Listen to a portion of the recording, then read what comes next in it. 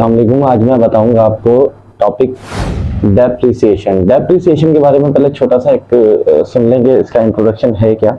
Depreciation जो होता है, अच्छा सब अपने अपनी जो है वो बुक्स, कोई किसी बुक से पढ़ रहा होगा, कोई किसी बुक से पढ़ रहा होगा। मैं ज़्यादातर यूज़ करता हूँ पेटी वाला की बुक, ठीक है। तो मैं खैर इसी से बता देता हूँ, सब में एक ही जैसी होती है। डेप्रिसिएशन किस में निकलता है? डेप्रिसिएशन निकलता है फिक्स एसेट्स में। फिक्स एसेट्स क्या होता है? फिक्स एसेट्स होते हैं आपके वो एसेट्स जो आप लॉन्ग टर्म के लिए बाय करते हैं, लॉन्ग टर्म के लिए आप खरीदते हैं, उनको हम कहते हैं फिक्स एसेट्स। जैसे फर्स्ट करें, मेरे पास मोबाइल है, ठीक है, तो मेरे पास मोबाइल है। अब ये मोबाइल मैंने खरीदा है, अगर फॉर एग्जांपल मैंने ये मोबाइल ले लिया 18,000 का, ठीक है, ये 18,000 का मैंने मोबाइल लिया है। अब मैं इसको 1 साल 2 साल या चलें 1 महीने, बहुत जल्दी भी अगर मैं बेचूं तो 1 महीने में बेच देता हूँ, सेल आउट कर देता हूँ। मैंने 18,000 का लिया और 1 महीने में मैंने बेच दिया, तो 1 महीने में बेचने के बाद इसकी जो कीमत मुझे मिली है वो मिली है कोई 15,000, यानी कि 3,000 रुपये कम हो गए। 18,000 रुपये का लिया था, अब 3,000 रुपये कम हो गए। तो इसका मतलब ये है, ये जो 3,000 रुपये कम हुए हैं ये इसका डेप्रिसिएशन है, ठीक है। फिक्स एसेट्स पे, ये मेरा फिक्स एसेट्स था, फिक्स एसेट्स पे जो रकम कम हो जाती है वो डेप्रिसिएशन कहलाता है। दोबारा बता रहा हूँ, फिक्स एसेट्स पे जो रकम कम हो जाती है, जो अमाउंट कम हो जाती है वो डेप्रिसिएशन कहलाता है। बहुत शॉर्ट सी वीडियो, मतलब वो इसकी डेफिनेशन है, ठीक है। वीडियो तो खैर आपकी अभी अच्छी खासी लंबी चलेगी क्योंकि इंट्रोडक्शन है, हो सकता है इसके 3 पार्ट बनाने पड़े, हो सकता है इसके 2 पार्ट बनाने पड़े, तो लिहाजा आप वीडियो को अच्छे से देखिएगा, पूरे ही देखिएगा। तो डेप्रिसिएशन जो है बेसिक यही है कि जो आपके फिक्स एसेट से जो रकम गिर जाए ना, जो अमाउंट गिर जाए, उसको कहते हैं हम डेप्रिसिएशन, ठीक है। जैसे मोबाइल पे गिर गई, फर्नीचर हमने खरीदा, कुछ टाइम के बाद वो बेच दिया तो कम का बिका, ठीक है।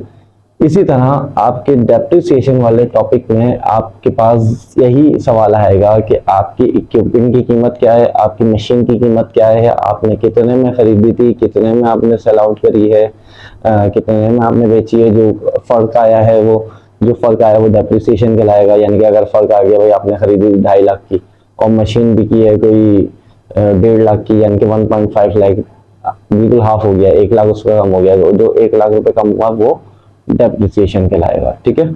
अच्छा, एक चीज इसमें और जो मजीद जो आती है डेप्रिसिएशन में, वो 4 इसके फॉर्मूलाज हैं, ठीक है।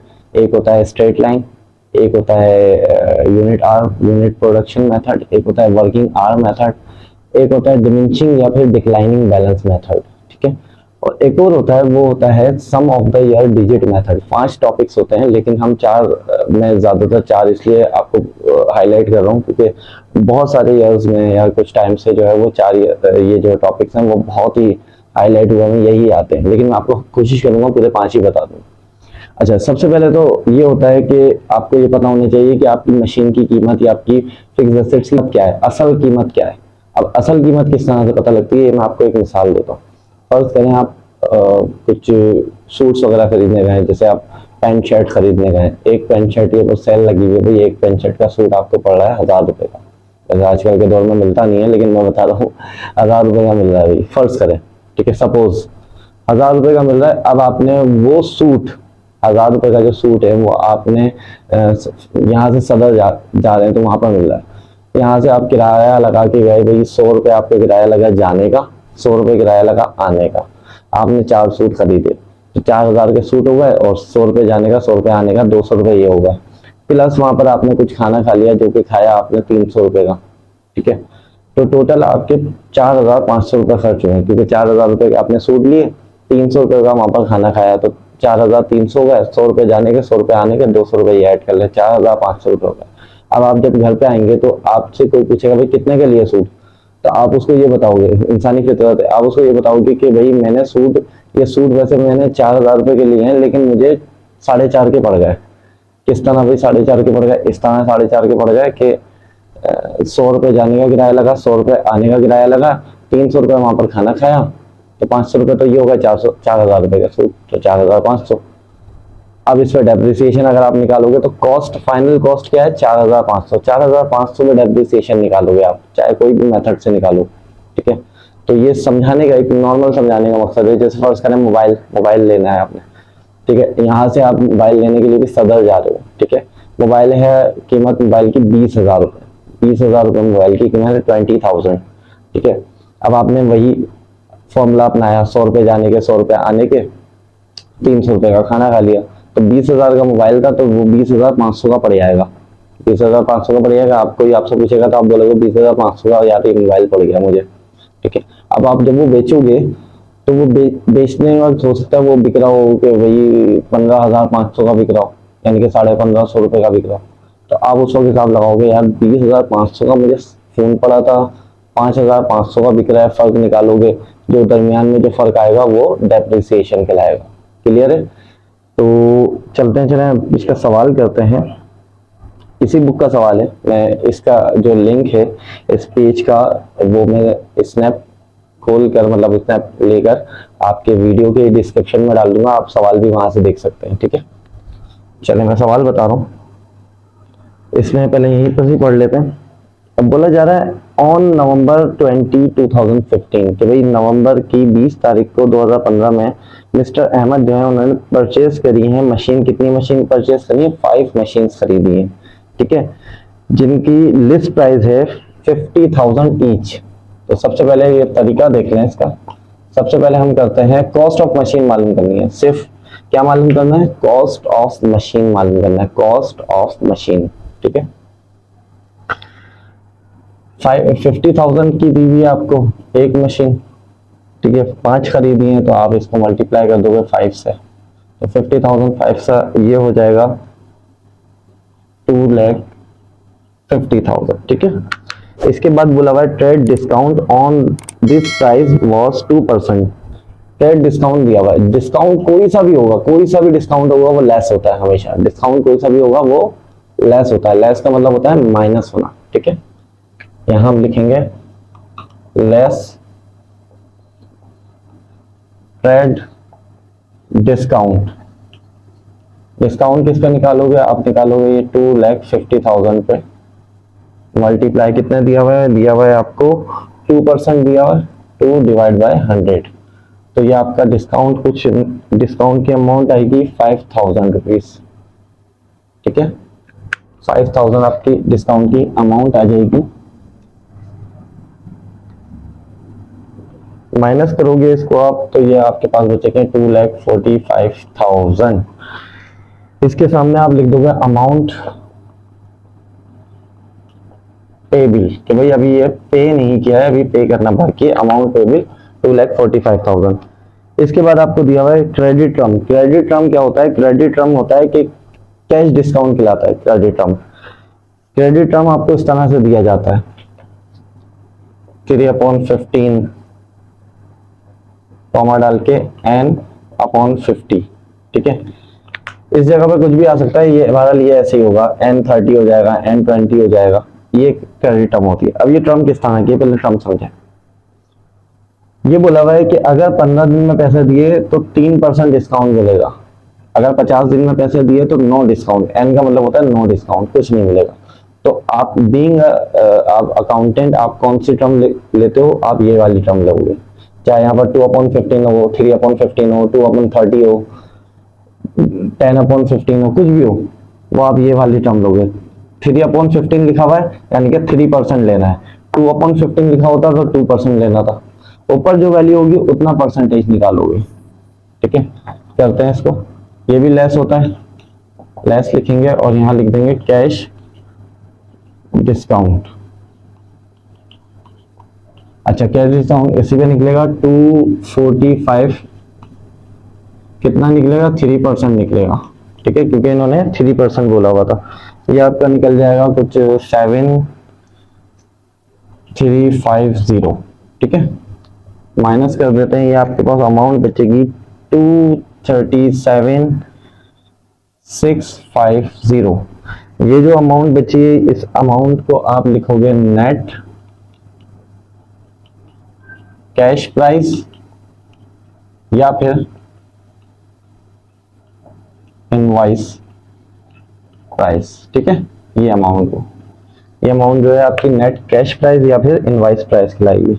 अच्छा, इसके बाद आपको दिया हुआ है mister Ahmed paid within discount period. भाई मिस्टर अहमद ने जो है डिस्काउंट पीरियड में पे कर दिया। He also paid 10% sale tax. 10% sale tax, tax हमेशा ऐड होता है तो ऐड लिखेंगे और यहाँ पर लिखेंगे सेल टैक्स। टैक्स किस पे निकलेगा, इस पे निकलेगा 237,650 multiply 10 divide by 100। Sale tax हमेशा ऐड होता है, सेल टैक्स हमेशा ऐड होता है। ये मिलेगा आपके पास 23765, ठीक है। इसको कर देंगे हम ऐड। इसको जब हम ऐड करेंगे तो आपके पास आ जाएगा 261,451, यानी कि 2,61,415 रुपीज। ये भी आपकी जो है वो कहलाएगी बिल प्राइस या फिर इनवॉइस प्राइस, ठीक है। ये आपकी बिल प्राइस या फिर इनवॉइस प्राइस कहलाएगी कि भाई आपने मशीन जब खरीदी दुकान से, जब जो भी दुकान पे कागजी कार्रवाई हुई और यहाँ से लेके यहाँ तक के हुई, यहाँ से लेके यहाँ तक के दुकान की कागजी कार्रवाई यहाँ पर हुई, डॉक्यूमेंटेशन वगैरह सारी यहाँ पर हो गई, ठीक है।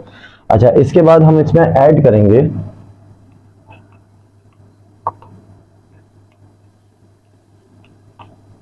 एडिशनल एक्सपेंसेस लिख लें या फिर ऑपरेटिंग एक्सपेंसेस लिख लें। एडिशनल एक्सपेंसेस लिख लें या फिर ऑपरेटिंग एक्सपेंसेस लिख लें। वो कौन कौन से होते हैं वो मैं लिस्ट आप करवाता हूँ। पहले आप इसको इतना करें, यहाँ से मैं ऊपर से मिटा रहा हूँ, ठीक है। इसका स्क्रीनशॉट ले लें या बैकवर्ड करके देख लें। अच्छा, ये अमाउंट मैं ऊपर लिख देता हूँ ताकि मुझे याद रहे कि ये अमाउंट थी 261,415, ठीक है। ये अमाउंट मैंने इसलिए ऊपर रखी है ताकि मुझे याद रहे कि ये अमाउंट आपकी बिल अमाउंट आई थी। इसको रब कर लो।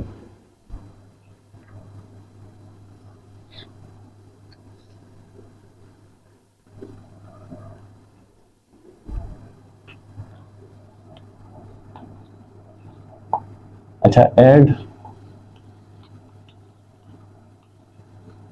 ऑपरेटिंग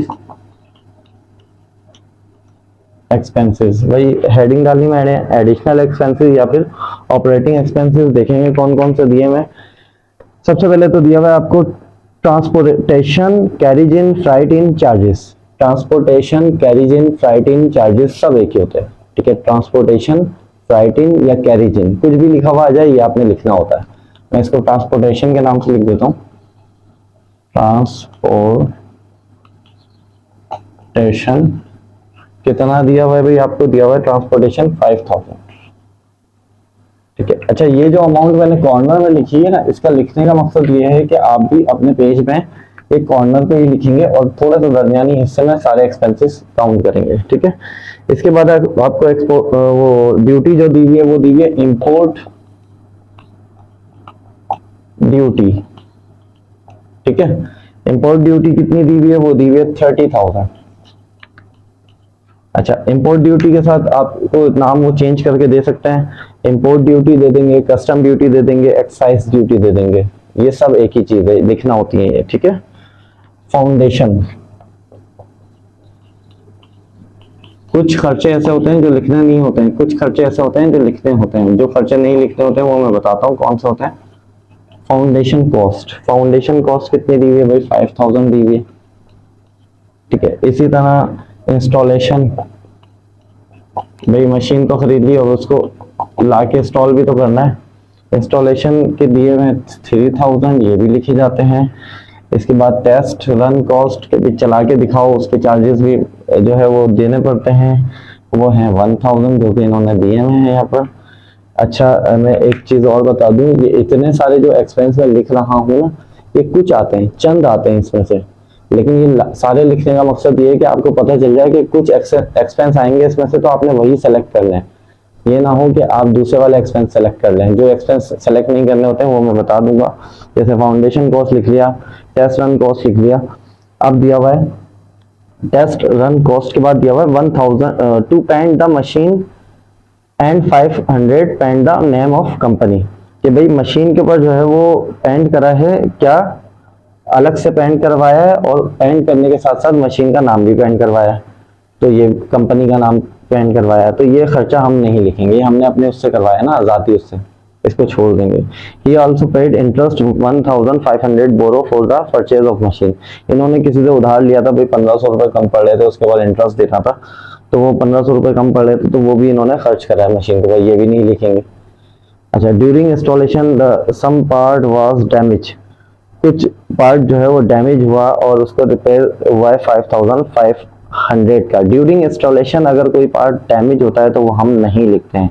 ड्यूरिंग इंस्टॉलेशन अगर कोई पार्ट डैमेज होता है तो वो हम नहीं लिखते हैं, ठीक है।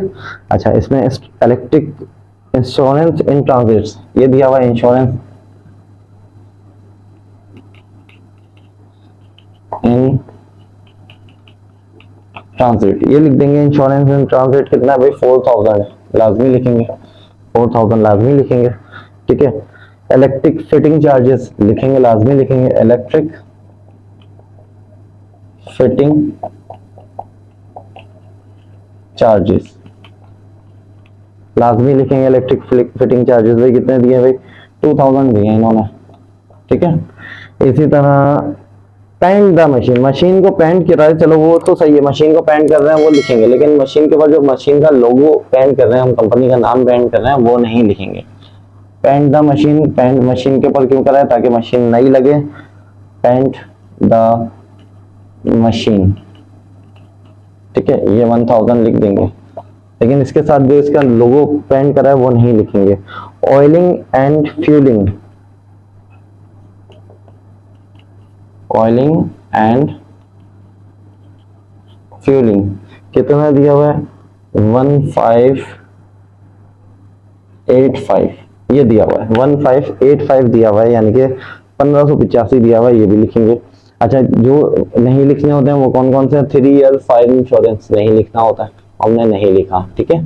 ये आपके टोटल एक्सपेंसेस आ जाएंगे, इसको टोटल करेंगे हम, टोटल लिखेंगे, टोटल एक्सपेंस यहाँ पर लिखेंगे और इन सबको टोटल करके हम इस जगह पर लिख देंगे कॉर्नर पे। कितना आ रहा है भाई टोटल एक्सपेंस, ये आ रहा है आपके पास, यहाँ लिख देता हूँ टोटल एक्सपेंस के सामने, ये आ रहा है आपके पास 52585, ये टोटल एक्सपेंस आ रहा है आपका, ठीक है। 52585 ये टोटल एक्सपेंस आ रहा है। अब जो आपकी बिल इनवॉइस था उसको और जो ये था उसको प्लस कर देंगे। बिल इनवॉइस कौन सा था आपका, था 261415, 261415 ये बिल वॉइस था, यानी कि इनवॉइस प्राइस था, सब सेल टैक्स वगैरह ऐड करके, कैश डिस्काउंट माइनस करके ये आपकी अमाउंट आई थी। इसको और टोटल एक्सपेंस को कर देंगे प्लस, ठीक है। ये आप स्क्रीनशॉट ले लें, मैं इसको मिटा दूं फिर, ताकि मैं इसको प्लस करके लिखूं,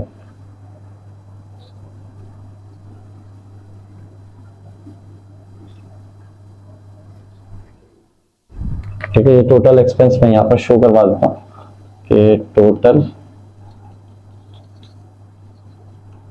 एक्सपेंस 261415 था, इसके अंदर आपने प्लस करना था 52585, ठीक है। ये प्लस करेंगे तो ये आपके पास अमाउंट आ जाएगी 314000, यानी कि 3,14,000 रुपए आ गई है कॉस्ट ऑफ मशीन, ठीक है। कॉस्ट ऑफ मशीन, अगर वो आपको बोलते हैं कॉस्ट ऑफ मशीन निकालनी है तो कॉस्ट ऑफ मशीन इस तरह से निकलेगी यहां तक के, ठीक है। कॉस्ट ऑफ मशीन यहां तक के निकलेगी, लेकिन आपको बुक में डेप्रिसिएबल कॉस्ट भी अगर बोला जाए तो डेप्रिसिएबल कॉस्ट के लिए अलग तरीकेकार होता है, लेकिन ज्यादातर जो है वो कॉस्ट ऑफ मशीन बोला जाता है। तो कॉस्ट ऑफ मशीन आपने यहां तक के करनी है। तो मैं उम्मीद करता हूं कि ये आपको समझ आ गया होगा कि किस तरह से कॉस्ट ऑफ मशीन निकालते हैं, ठीक है। इसका नेक्स्ट पार्ट जो इंशाल्लाह होगा उसमें हम स्ट्रेट लाइन का फॉर्मूला सीखेंगे और साथ ही साथ हम 2 और फॉर्मूले सीखेंगे, वो होंगे यूनिट आर मेथड और वर्किंग आर मेथड, ठीक है। यूनिट प्रोडक्शन मेथड और वर्किंग आर मेथड हम नेक्स्ट वीडियो में इंशाल्लाह सीखेंगे। अभी तक के आपके लिए इतना ही है कि कॉस्ट ऑफ मशीन है। अच्छा, कॉस्ट ऑफ मशीन का मैं एक सवाल और भी करूंगा जो किसी 10 ईयर से 25 ईयर से मैच करते हुए मैं आपको करवाऊंगा, ताकि आपको उससे भी पता चल जाए कि इतना लंबा सवाल नहीं आता। ये सवाल सिर्फ लंबा इसलिए हो गया कि आपको पता चल जाए कि अच्छा ये इस तरह से किया जाता है, ये सारे एक्सपेंस लिखे जाते हैं। लेकिन जो 10 ईयर में 25 ईयर में आते हैं वो थोड़े से शॉर्ट क्वेश्चन होते हैं, वो इंशाल्लाह मैं आपको नेक्स्ट वीडियो में इंशाल्लाह बताऊंगा। अभी तक के लिए इतना बहुत है, अपना बहुत ख्याल रखिएगा। मैं उम्मीद करता हूँ जो समझाया है वो आपको समझ आ गया होगा। जज़ाकल्लाह, अल्लाह हाफिज़।